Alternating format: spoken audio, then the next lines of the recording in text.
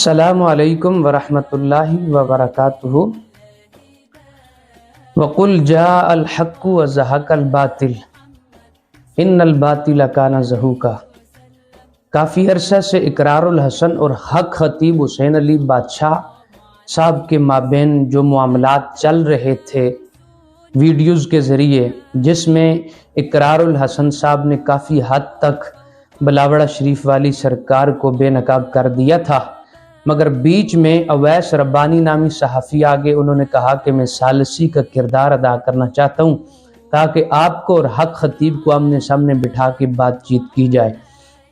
تو یقیناً ہر ذی شعور بندہ یہ چاہتا ہے کہ دونوں آمنے سامنے ہوں تاکہ پتہ چلے حق کہاں ہے اور باطل کہاں ہے۔ لہٰذا اس کے لیے اویس ربانی صاحب نے جس تاریخ کا تعین کیا وہ 14 فروری تھی۔ 14 فروری کو جناب تیار ہو گئے، مگر بلاوڑے والے کو پتہ جب چلا کہ یہ 14 فروری کو آنے سے نہیں روک رہے تو اس نے ہمیشہ کی طرح ختم نبوت کے نعرے کے پیچھے چھپنے کی کوشش کی اور اس نے 14 فروری کو ختم نبوت کے نام سے ایک محفل پاک کا انعقاد رکھا، مگر اس کے باوجود اقرار الحسن صاحب نے اس کا یہ موقع بھی ضائع نہیں جانے دیا۔ اس نے کہا ٹھیک ہے، ختم نبوت کانفرنس جو ہے وہ رات کو ہوگی، ہم دن کے وقت بلاوڑہ شریف چلے جاتے ہیں۔ تو اقرار الحسن صاحب اپنی سرعام ٹیم کے ساتھ جناب غالباً 2 بجے کے قریب یا 2 بجے کے بعد بلاوڑہ شریف پہنچ گئے۔ آگے حق خطیب حسین علی بادشاہ سرکار نے اپنے کرندے ان کے استقبال کے تیار کیے ہوئے تھے، انہوں نے اچھے طریقے سے استقبال کیا، اقرار الحسن صاحب کو بٹھایا،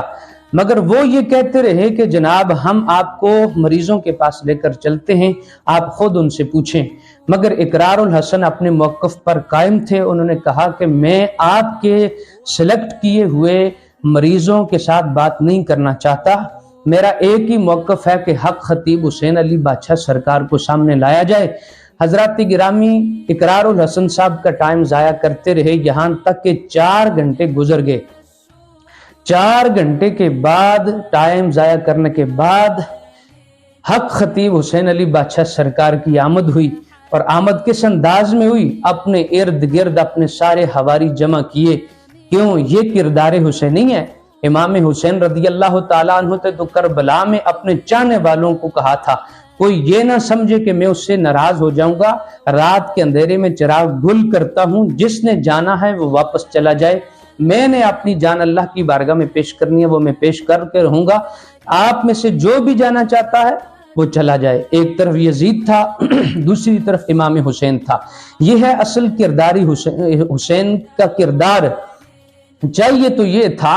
کہ اقرار الحسن صاحب مہمان بن کر خود آپ کے آستانے پر پہنچے ہیں، آپ ان کے لیے باقاعدہ کسی اچھی مجلس کا اہتمام کرتے، اس میں باقاعدہ پوڈ کاسٹ کیا جاتا، آپ کی گفتگو بھی سنی جاتی، اقرار الحسن صاحب کے سوالات ہوتے، آپ کے جوابات ہوتے، ہم سنتے، ناظرین کو پتہ چلتا حق کہاں ہے اور باطل کہاں ہے۔ جبکہ ایسا کوئی معاملہ پیش نہیں آیا، حق خطیب حسین علی بادشاہ سرکار نے ہمیشہ کی طرح اپنے جاہل مریدوں کے شور و غل کا اور نعرے بازی کا فائدہ اٹھایا، اور اس کے دوران اقرار الحسن ان سے سوال کرتے رہے، کسی ایک سوال کا جواب نہیں دیا۔ اور اس سے پہلے اقرار الحسن نے شب معراج کے موقع پر یہ کہا تھا کہ نبی پاک صلی اللہ علیہ وسلم کی معراج پر جاتے ہوئے جو قرآن مجید کی آیت مبارکہ ہے سورہ اسراء کے اندر، سبحان الذی اسری بعبدہ لیلا من المسجد الحرام الی المسجد الاقصی الذی بارکنا حولہ لنریہ من آیاتنا انہ هو السمیع البصیر، یہ مطالبہ تھا اقرار الحسن صاحب کا کہ حق خطیب حسین علی بادشاہ سرکار معراج شریف کے حوالے سے یہ آیت مبارکہ مجھے زبانی سنا دیں۔ اور اس کے علاوہ اقرار الحسن صاحب کا یہ بھی مطالبہ تھا کہ میں بلاوڑہ شریف جاؤں گا اور میں ان سے یہ سوال کروں گا کہ آپ ختم نبوت کے سالار بنے بیٹھے ہیں، آپ ختم نبوت کے عقیدے کو قرآن و سنت کی روشنی میں بیان کر دیں کہ اسلام کے اندر عقیدہ ختم نبوت کا تصور کیا ہے۔ یہ سارے سوالات تھے جو ہر شخص جانتا تھا، اور یہ سوالات بھی بالکل ٹھیک ہے، یہ میں بھی کرنے کا حق رکھتا ہوں ہر شخص سے۔ ظاہر ہے جس شخص کے ساتھ لاکھوں کی عقیدت جڑی ہو، لاکھوں مریدین اپنے دامن میں رکھتا ہو، اگر اس کو قرآن کی ایک آیت بھی نہ آتی ہو اور اس کو حضور صلی اللہ علیہ وسلم کی کسی ایک حدیث مبارکہ کا پتہ نہ چلے، یہاں تک کہ جب اس سے خواجہ معین الدین چشتی اجمیری رحمت اللہ علیہ کے بارے میں پوچھا تو ان کا نام تک اسے نہیں آتا،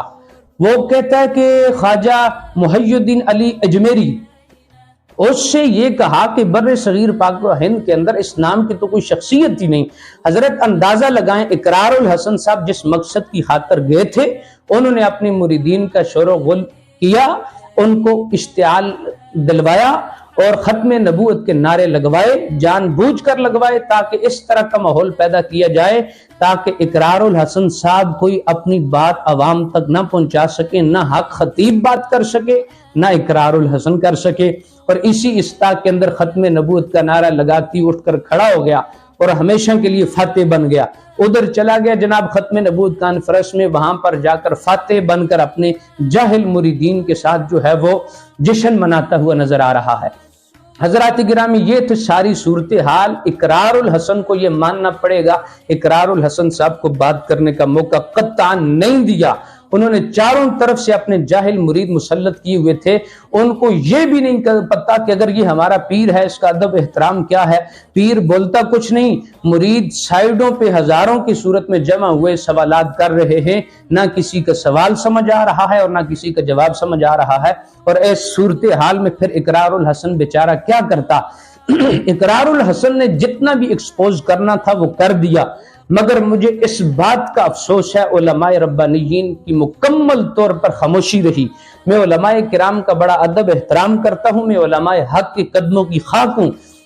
یقیناً طور پر جو علماء ربانیین کی خاموشی ہے، اس خاموشی کے نیچے بے شمار حکمتیں ہو سکتی ہیں، اس لیے ہم علماء کرام کا ادب اور احترام ملحوظ خاطر رکھیں گے۔ لیکن یارو، ایک طرف تم نے ایسے مولویوں کو بھی دیکھا ہے جو اس وقت بھی حق خطیب حسین علی بادشاہ صاحب کی تعریفوں کی کلابیں ملاتے ہوئے نظر آ رہے ہیں، اور پھر میں نے کل خود بلاوڑہ شریف کے اندر ایک مولوی کو دیکھا جو اقرار الحسن صاحب کے ساتھ اپنی سیلفی لیتا ہوا بڑا اپنے آپ کو فخر محسوس کر رہا تھا، بڑی سعادت سمجھ رہا تھا کہ اقرار الحسن صاحب کے ساتھ سیلفی لے رہا ہے، جبکہ اقرار الحسن وہاں سے واپس آیا، واپس آنے کے بعد وہی مولوی حق خطیب حسین علی بادشاہ سرکار کے پہلو میں بیٹھا ہوا اس کی تعریفیں کر رہا تھا۔ میری ویڈیو کو دیکھنے والے ناظرین، آپ نے گھبرانا نہیں، کیوں؟ یہ وہ لوگ ہیں جو عمراء کے دروازوں کے چکر لگانے پہ مجبور ہیں۔ اگر یہ ایسے لوگوں کی تعریفیں نہ کریں،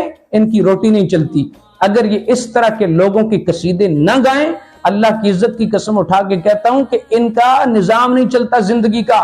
یہ تو ان کے ٹکڑوں پہ پلنے والے 2 نمبر مولوی ہیں۔ لیکن علماء حق ہمارے لیے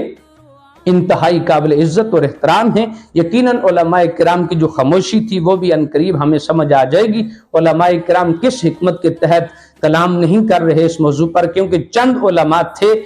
تقریباً گنتی اگر کریں تو 4 سے 5 علماء تھے جنہوں نے اقرار الحسن صاحب کا باقاعدہ دفاع کیا ہے، ان کا ساتھ دیا ہے۔ اس کے علاوہ 2 نمبر قسم کے مولویوں نے مزید تقویت دینے کی کوشش کی ہے بلاوڑہ شریف والے کو۔ اور حضرات یاد رکھیں، پاکستان کے کونے سے لے کر آزاد کشمیر نیلم کی حد تک بے شمار ایسے ولی 2 نمبر جاہل عامل پیر جن کو میں جانتا ہوں، جنہوں نے گھروں کے گھر برباد کر کے رکھ دیے، سادہ لوگ خواتین کو ورگلانے کی کوشش کی، کئی گھروں کو برباد کیا، کئی گھروں کے اندر آگ جلائی۔ اس لیے آپ پریشان نہ ہوں، کوئی دیکھے یا نہ دیکھے، شبیر تو دیکھے گا۔ میں ان لوگوں کو ایکسپوز کرتا رہوں گا، اور یہ میری زندگی کا مقصد ہے انشاءاللہ۔ نبی پاک صلی اللہ علیہ وسلم کے فرامین کا علم بلند رکھوں گا، اور ان لوگوں کو رونتا ہوا جناب آگے گزر جاؤں گا۔ جس نے میرا کچھ بگاڑنا ہے وہ بگاڑ لے۔